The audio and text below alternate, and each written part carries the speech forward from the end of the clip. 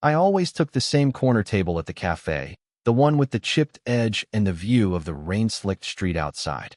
It was the kind of place where the hum of conversation felt distant, like it belonged to someone else, and the smell of espresso mingled with worn leather and damp coats. She was there again, sitting alone near the window, her hands wrapped around a steaming mug, eyes fixed on a notebook. There was something about the way she folded her fingers around the cup, careful, almost protective, that made me pause mid-step. It wasn't my first time noticing her. I had noticed her long before I even knew her name. Really. The way her hair caught the cafe light, streaks of silver threading through brown, the subtle crease at the corner of her lips when she smiled at something only she could see. But tonight, she moved differently. I was halfway to the counter when her elbow knocked her cup. Coffee arced lazily in the air and spilled over the edge of the table. Without thinking, I lunged forward, pressing my sleeve to catch the drips. She looked up, startled, and for the first time, her eyes met mine, steady, measuring. A flush colored her cheeks, though whether from embarrassment or something else, I couldn't tell. "Sorry," she murmured, tilting her head toward the mess. Her voice was quiet, deliberate, but not faint. The way she said it made me notice the faint tremor in her hands, the subtle stiffening of her shoulders. Small, human things. I set the napkins down, and she shook her head slightly, brushing a stray lock of hair behind her ear. Her fingers lingered at the tips of her notebook like she didn't quite know what to do with them. I wanted to tell her it was fine, that accidents happened, but the words lodged somewhere behind my teeth. Instead, I let my gaze settle on her hands, on the way her rings caught the light. There was history there, in the lines of her palms, in the quiet pause before she returned her attention to the notebook. She didn't smile. Not exactly. But something shifted in the air, like a door had opened just slightly, and I could feel the warm draft brushing my skin. The rain tapped harder against the glass, and the cafe's muted chatter seemed to soften around us. I wondered if she knew I was watching, or if she even cared. I wanted to move closer, just a few steps, to be part of that small, fragile moment. But I stayed planted, feeling the sudden weight of distance, as if respecting some invisible boundary was the only thing keeping the air between us from snapping. She stirred her coffee slowly, watching it swirl, then glanced at me again, a quick flicker of something, curiosity, hesitation, before she looked away. The bell above the door jingled, and someone entered, breaking the fragile intimacy for a fraction of a second. But when I turned back, she was still there, still alone, still unreachable in a way that made my chest tighten. I took my usual seat and opened my laptop, but I wasn't typing. My eyes kept straying to her, to the way she leaned into herself like she was holding onto something invisible. She looked up once more, just long enough for our eyes to brush, and then her lips parted slightly, as though she wanted to say something, but didn't. And in that tiny hesitation, in the space between words unsaid, I felt the first thread of something impossible. I didn't know what it was yet, but I knew I couldn't stop looking. I kept stealing glances at her, pretending my attention was on the laptop screen, but every word I typed felt hollow. She stirred her coffee again, slower this time, as if trying to slow down the world around her. The faint scent of cinnamon from her mug reached me, and I realized I was leaning just a little closer than necessary. She had been coming here for months, maybe years, always at the same hour. I had learned her habits, the way she cradled her cup, the slight pause before she started writing, the way her pen hovered above the page when she was thinking too hard. But tonight, there was something different. A subtle hesitancy, a kind of fragility I hadn't noticed before. When she finally spoke, it was almost too quiet to hear. "Do you come here every day?" Her question sounded casual, but her hand trembled slightly as she tucked a strand of hair behind her ear. I blinked, startled. I hadn't expected her to notice me. Not really, not like this. "Yeah," I said, my voice rougher than I meant. Same table, same corner. I felt my fingers tightening around my coffee mug, afraid of how exposed I sounded. She didn't respond immediately, just let her gaze drift back to the notebook. The silence stretched long enough for me to consider leaving, but I stayed, watching her. There was a tension in the way she crossed her legs, a subtle guard in her posture. She wasn't just shy, she was holding something back, something complicated. I wanted to ask, but the words wouldn't come. Instead, I asked the wrong question. "Are you done with your writing?" She looked up, startled by my intrusion into her quiet world. There was a twitch of amusement at the corner of her mouth, quickly suppressed, but her eyes betrayed a flicker of relief. I'll be done soon, she said, voice uneven. Just a few more notes. Her hand hovered over the notebook, like she wasn't quite sure if she wanted to keep writing or hide the page from me. I wanted to say something, anything, but I could feel the weight of her life pressing between us. She was older, experienced, untouchable in some ways I couldn't reach. And yet, in these stolen moments, she felt almost fragile, like a bird caught in a sudden storm. She stirred her coffee again, and the spoon clinked against the mug. I noticed the faint scar along her knuckle as her fingers tightened around it, and my chest clenched. These little details made her human, made her ache in ways I could feel without words. I hope this isn't awkward, she finally murmured, glancing at me through the steam curling from her cup. Her voice carried a tremor I couldn't place. Was it caution? Regret? Longing? My stomach tightened. Not at all, I said too quickly. My words sounded hollow, but my eyes couldn't stop following her. I noticed the small bite of her lip when she hesitated, the slight shrug of her shoulders, the way she tucked her knees closer to her chest. She was carefully erecting walls I had no right to scale, but I wanted to. She looked at me again, and for a moment, our hands brushed as she reached for her napkin. Just the tips of our fingers, but it lingered. I froze, feeling the tiny spark, the jolt that made me forget the coffee, the laptop, everything. She pulled her hand back almost immediately, but the weight of that brief contact stayed suspended between us. I wanted to tell her how I felt, but even in my head, the words were tangled with doubt and shame. This shouldn't be happening. It was risky, forbidden, and yet, part of me couldn't look away, couldn't stop noticing the way she carried herself, the way she let small moments slip open like doors I wasn't supposed to enter. The bell above the cafe door jingled, and she flinched slightly, as if reminded of some invisible boundary. She looked at me one last time before returning to her notebook, her lips pressed into a line I couldn't read.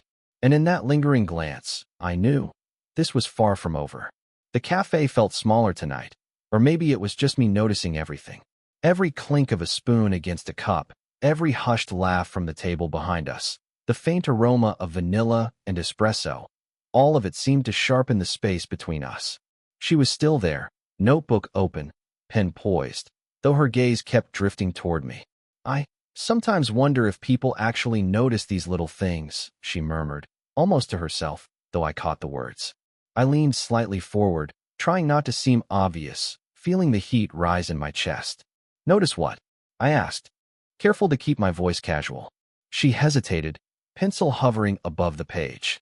Her eyes flicked up, catching mine for a heartbeat longer than it should have. Everything, she said finally, as if that one word could hold the weight of months I hadn't yet dared to speak. I wanted to say something, anything, but my throat tightened. Instead, I smiled faintly, letting my hand brush against the notebook's edge. A spark of contact, tiny and accidental, but enough to make the air hum between us. She didn't pull back, not right away, and the hesitation hung there like a question neither of us knew how to answer. I started, words sticking halfway out. I notice. Too vague, too clumsy, but it was the closest I could manage. She looked at me then, the faintest flicker of something unreadable passing across her face. She laughed softly, not at me, not mocking, just a quiet sound that made my stomach tighten.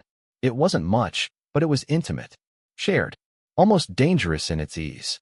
I wanted to lean closer, tell her everything I was thinking, but the weight of reality pressed on my shoulders. She was older, untouchable in ways I wasn't ready to articulate, and yet, my hand twitched, hovering near hers on the table. If I reached just an inch, our fingers might touch. And maybe I wanted them to. But then the barista's voice cut through the soft murmur of the cafe. Cappuccino for Emma. She started slightly, as if reminded of some invisible boundary, and I felt my chest tighten. Her eyes flicked to the barista, then back to me, and she smiled, small, polite, contained. I could feel my hand inching back, almost disappointed by the interruption, almost grateful for the excuse. She stood to take her drink, and our hands brushed again. Fingers grazing, just the tips, but enough to send a shiver up my arm. I wanted to say something, anything, but she turned quickly, cupping the warm mug between her hands, and walked back to her seat. The notebook lay open, her pen idle, as if she was thinking about what to write or what to say next. I wanted to ask if she had meant what she'd said, but the words were trapped, tangled in all the reasons I shouldn't. I knew I was crossing lines in my head that shouldn't exist. Desire, infatuation, longing, all wrapped up in someone I admired, someone I shouldn't be thinking about like this. But every glance she gave, every subtle gesture, a tuck of her hair behind her ear, the tilt of her head, the way her shoulders relaxed for a fraction of a second, pulled me closer. And I hated myself for noticing it, for wanting it, for letting the tension coil tighter inside my chest. I watched her sip her cappuccino, eyes momentarily closing, a small smile tugging at her lips, and I wanted desperately to reach across the table, to bridge the distance with words or touch. But the world, the barista, the cafe, the rules we hadn't spoken, pressed in, keeping me frozen in place. I didn't know what she was thinking. I didn't know if she wanted to cross this line either. But the way she looked at me in that fleeting moment made my heart lurch and my hands itch to do something I knew I shouldn't. And in that quiet, charged pause, I realized the only thing I could do was wait and watch and hope she made the first move. The cafe felt smaller than usual, though maybe it was just me, squinting through the steam rising from my untouched coffee. She was there, as always, but tonight there was a tension I couldn't ignore, like the air itself had thickened around her. Her notebook lay closed, her pen resting at the edge of the table, and for the first time, she didn't dive into work to shield herself from me. I cleared my throat, unsure why I'd bothered. You, write less on rainy days? The words were clumsy, a poor excuse to reach across the table without seeming obvious. She looked up slowly, eyes narrowing slightly, as if weighing whether to answer. Then, after a beat too long, she shrugged, fingers brushing the edge of her mug. Sometimes the rain makes it hard to think. Or maybe it makes it too easy, she said, lips tight. She didn't look at me when she spoke, but the corners of her mouth twitched like she wanted to. I leaned a fraction closer, heart thudding, noting the faint scent of her perfume mingling with coffee. Too easy? I prompted, voice quieter than I intended. My fingers hovered near the edge of the table, itching to touch, but I kept them tucked under my palms. Her eyes flicked to mine, and then away again. A blush crept along her cheeks, subtle but undeniable. I don't know, she admitted, almost under her breath. Things, thoughts, sometimes they're easier to write down than say out loud. There it was, the invisible line dangling between us, the confession she wouldn't give shape to in words. I wanted to say that I understood, that I felt the same way, but my voice stuck, and I only managed a soft, yeah. She sighed, the sound delicate but heavy, and brushed a hand across the table as if to emphasize something she couldn't put into language. My fingers twitched, wanting to meet hers, wanting that small, charged contact. I didn't, though. Not yet. The air between us pulsed, each heartbeat echoing in my ears louder than the cafe's background hum. I shouldn't, she started, then paused. Her eyes fell to her lap, shoulders stiffening. There was weight in that single hesitation, a gravity that pulled me in despite every warning ringing in my head. I wanted to reach across, to say, you don't have to, but I didn't. I waited, letting the silence stretch, letting the unspoken linger, because even in hesitation, she was speaking louder than words could ever convey. She brushed her hair behind her ear, and I noticed the faint scar along her wrist again, the one I'd seen before but never acknowledged. A small, human flaw that made her achingly real. My chest tightened. My hands felt heavy on the table. I wanted to ask if she trusted me. If she could trust me, but it felt impossible to voice without ruining the fragile moment. The cafe door jingled, and a customer's voice called for their order. She flinched slightly, a micro-reaction that tightened the knot in my stomach. Her eyes met mine briefly, holding, searching, daring me in a way that made my pulse spike. I almost said something, anything, but she leaned back, letting the moment hang. Her fingers hovered near the notebook, near my hand, near some invisible boundary neither of us wanted to cross. And in that charged space, I realized the danger wasn't outside. It was here, in this table, in this quiet proximity, in the way she let me see her without quite letting me in.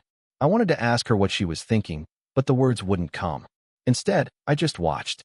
My hand twitched, hovering over mine if I leaned forward just a little.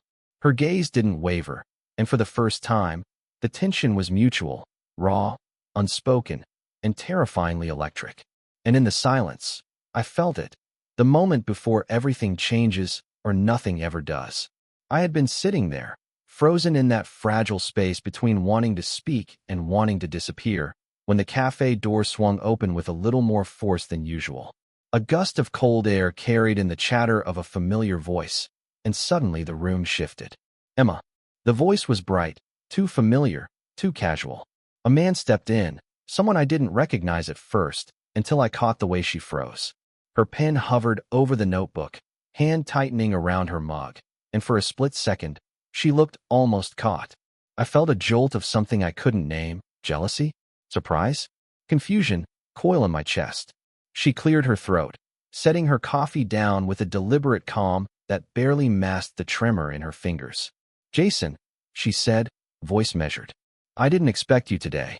Jason grinned, unbothered by the tension in the air, and she laughed, just a little, uneven, like she was trying. To cover something.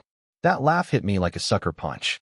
I realized, maybe for the first time, that her world existed before me, outside this tiny corner of stolen glances and near confessions. I wanted to speak, to introduce myself, to stake my claim in whatever little thread of connection we had, but my voice felt stuck. I just watched as she gestured him to a nearby table, the fluidity in her movements making me painfully aware of how measured, how careful she usually was with me. She sat back down after a brief exchange, her eyes flicking to mine. There was something unspoken in that glance, a mixture of apology, hesitation, and something I couldn't quite place. I opened my mouth, then closed it again, unsure if I had the right to ask questions, to intrude.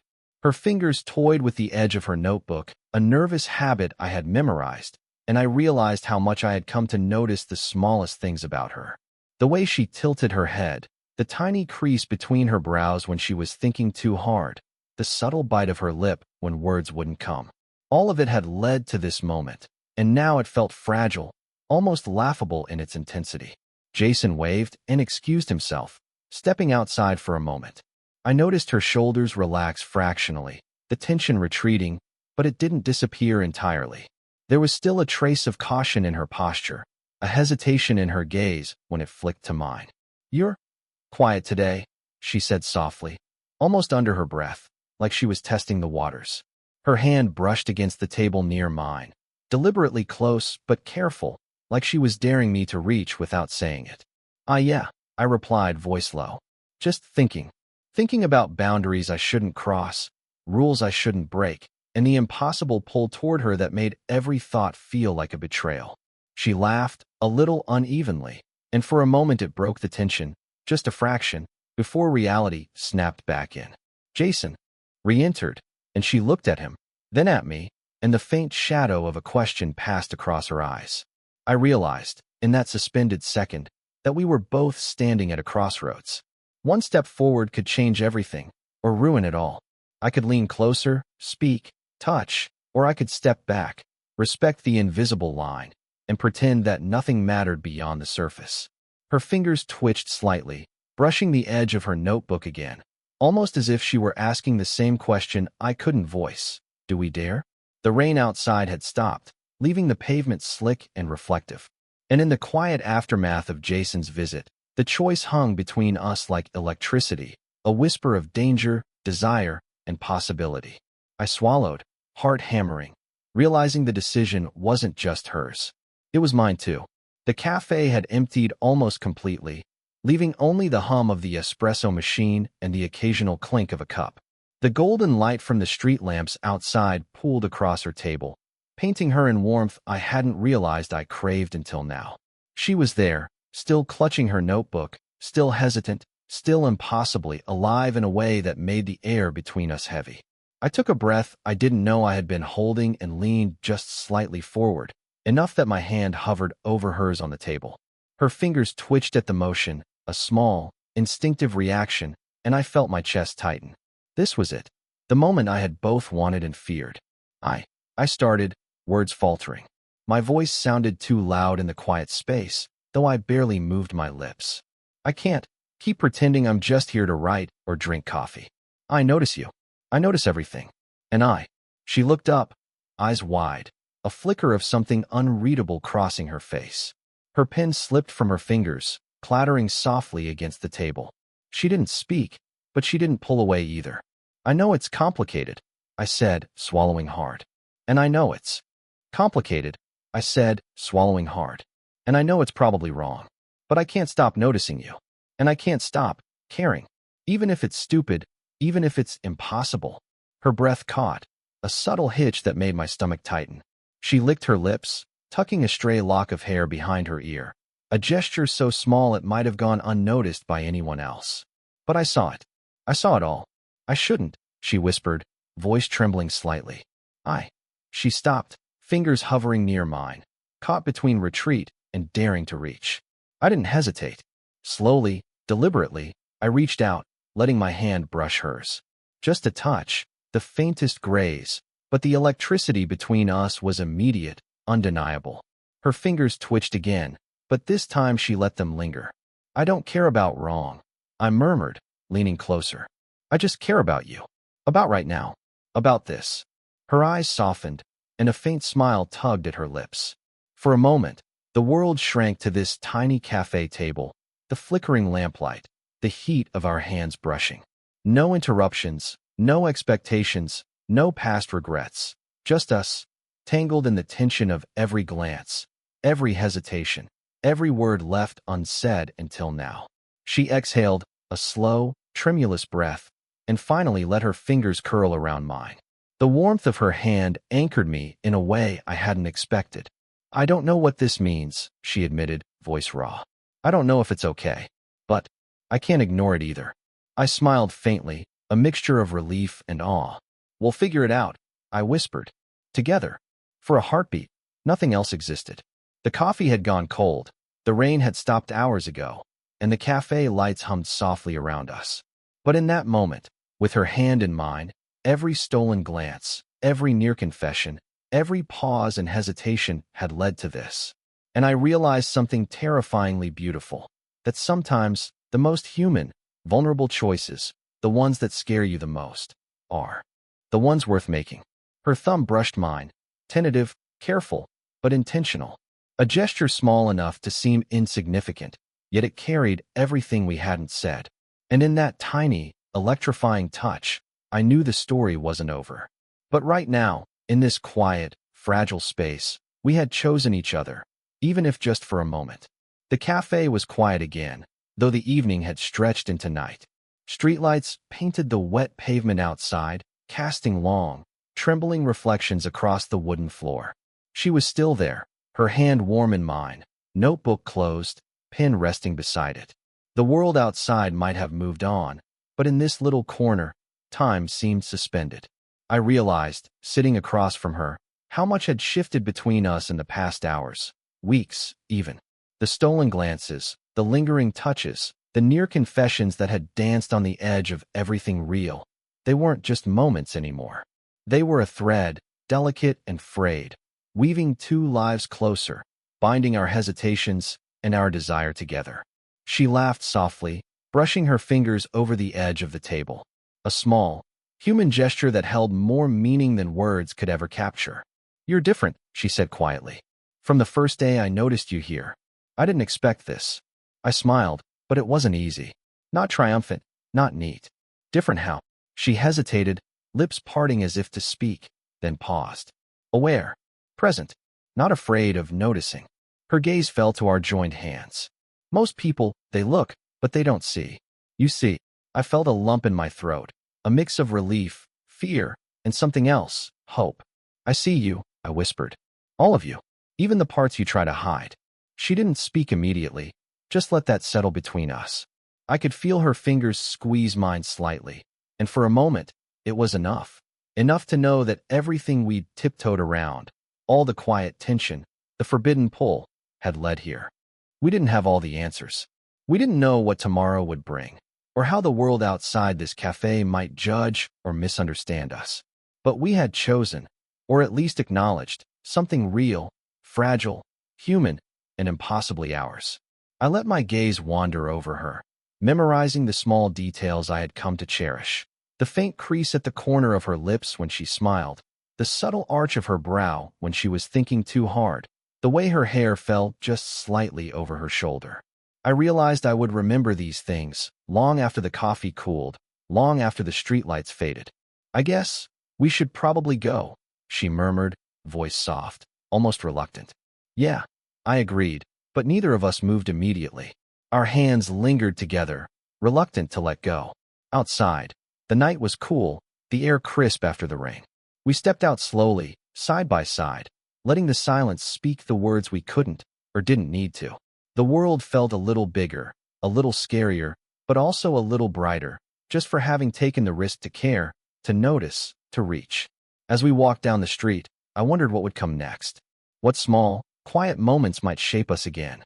And I realized I didn't need to know yet. Sometimes, the waiting, the noticing, the unspoken understanding, that was the story itself. Did this story stay with you? Have you ever noticed someone so completely it changed everything, even if only for a moment? What kind of quiet, real love stories do you want to hear next? The kind that tiptoe on the edges of risk, or the kind that finally, gently, lets go?